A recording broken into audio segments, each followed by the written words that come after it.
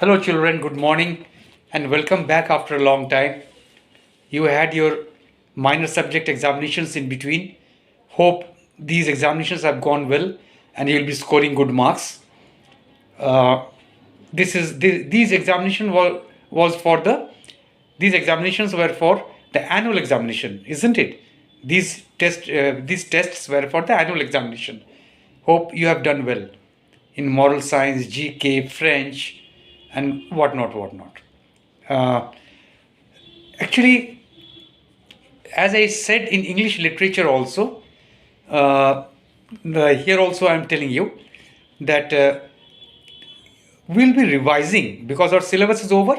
Now we'll be revising from the uh, from what from which chapter onwards, from the syllabus of unit test 2, because the questions from the syllabus of unit test 2 will also come in the annual examination. So questions from syllabus of unit test 2 and questions from the syllabus of annual exam, both will come in the annual examinations. So I thought, why not to revise the questions, I mean not questions, revise the chapter which we have studied before the unit test 2, so that you can recollect, you will remember what had been taught to you. Okay. uh, it will be very simple for you, very easy also for you. If possible, I'll go through the question answers also, but I don't think it will be required. It'll the main purpose is to make you recollect what we have studied before the unit test 2 in these chapters. So today we'll revise elections in India. This was in the syllabus of unit test 2, and questions from this chapter will also come in the annual examination. All the chapters which were in unit test 2, questions from those chapters will come in the annual examination.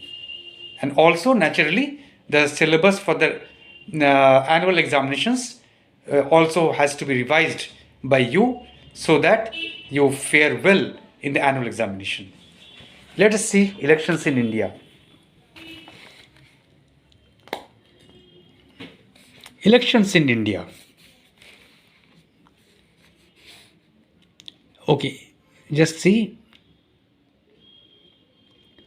The citizens of India have elected them as their representatives. Whom?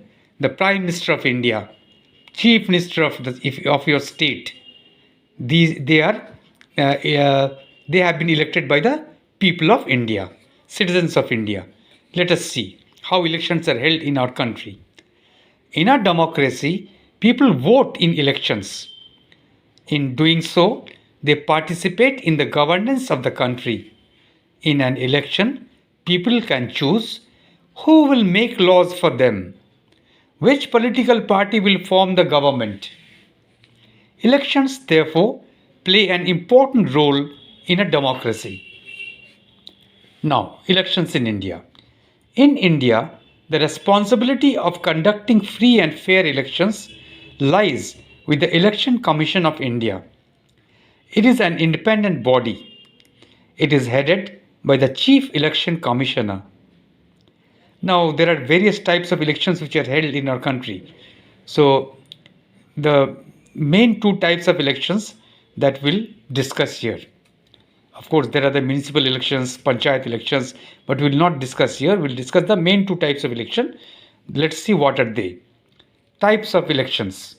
An election in which people elect representatives to the Lok Sabha is called general elections. General elections. So this is the election in which people select members to the representatives to the Lok Sabha. These are held countrywide and are also called Parliament or Lok Sabha elections. This is very important. These are held countrywide and are also called Parliament or Lok Sabha elections. These are held every 5 years. An election in which people elect representatives to the state legislative assemblies is called state assembly elections. These are also held every 5 years. So both the Lok Sabha or the parliamentary election, Lok Sabha or the parliamentary or the general election, you may call it by any name, they are also held every 5 years, and Elections to the state assembly also are held every 5 years. What do you mean by constituency? For the purpose of elections, the country is divided into constituencies. Into constituencies. See, our state has been divided into so many constituencies. It has been given here. Okay. This is the parliamentary constituency. Total, there are the 42 parliamentary constituencies, like 1, 2, 3, 4, 5, 6, 7, 8, like this. There are 40, which is the last one, 42. This is the last one given here, number 42. So there are 42 parliamentary constituencies in our state. A constituency is an area from which people elect and send one representative either to the Lok Sabha or to the Vidhan Sabha. An MP represents a parliamentary constituency in the Lok Sabha, while an MLA represents an assembly constituency in the Vidhan Sabha. MP means member of parliament.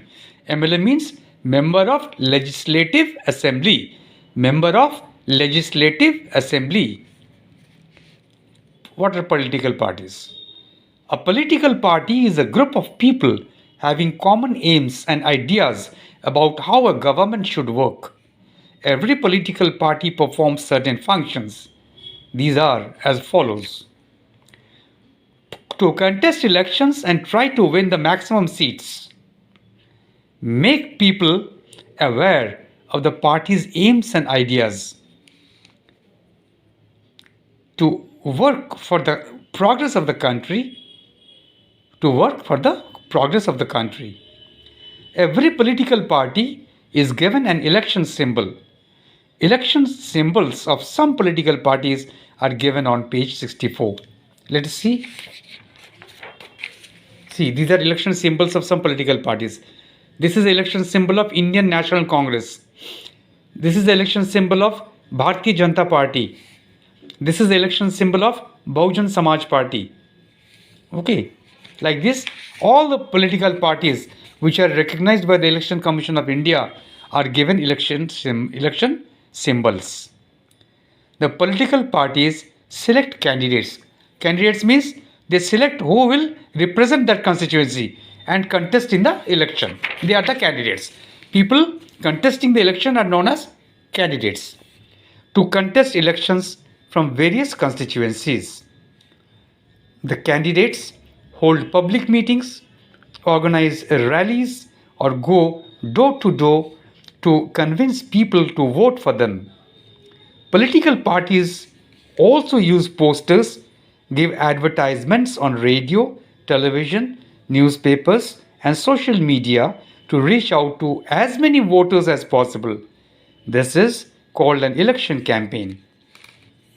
Secret ballot. In our country, we have secret voting by secret ballot. Nobody knows who I am voting for. That is absolutely a secret. Okay. In our country, voting is done through secret ballot. This means that the candidate for whom a particular voter has voted remains a secret. Today, people cast their vote through electronic voting machines. In previous days, people used to cast their vote through ballot papers, but now they cast their vote through electronic voting machines. That is EVM. And EVM has the names of all the candidates and the election symbols of the parties they represent. The voter casts her or his vote by pressing the button against the candidate of her or his choice. Okay. Let us try to solve this. The dash is the head of the Election Commission of India. Who is that? The Chief Election Commissioner. General/Assembly elections are held for the whole country. You know it very well. General elections are held for the whole of the country. An MP represents a parliamentary constituency. True or false? This is absolutely true. MP means member of parliament. To contest, dash, here we have to write This is a jumbled word. We have to arrange the letters in meaningful and find out a meaningful word. This is elections. Elections. Elections. To contest elections is an important function of a political party. In our country, voting is done through secret ballot. Okay, secret ballot. SECRET, secret, BALLOT, ballot. Now, procedure of elections. The procedure of elections in India is as follows. Voters list. Much before the elections, the Election Commission prepares a list of registered voters.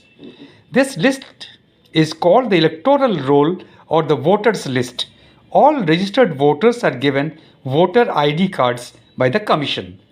All Indian citizens 18 years and above have the right to vote in elections. It is the duty of all such citizens to register themselves as voters with the Election Commission. Announcement of elections. The Election Commission announces the date for the elections. It also lays down the rules and guidelines for the political parties to follow during the elections. The political parties are then given some time for campaigning. Setting up of polling booths. The Election Commission sets up many polling booths in each constituency. The registered voters in a constituency go to the nearest polling booth to cast their votes. The election day. What happens on the day of election? The next stage is the day when voters go to the polling booths to cast their votes. Many policewomen and policemen are posted there to ensure peaceful elections. Once inside the booth, a voter has to identify herself or himself to the election officials by showing her or his voter ID card.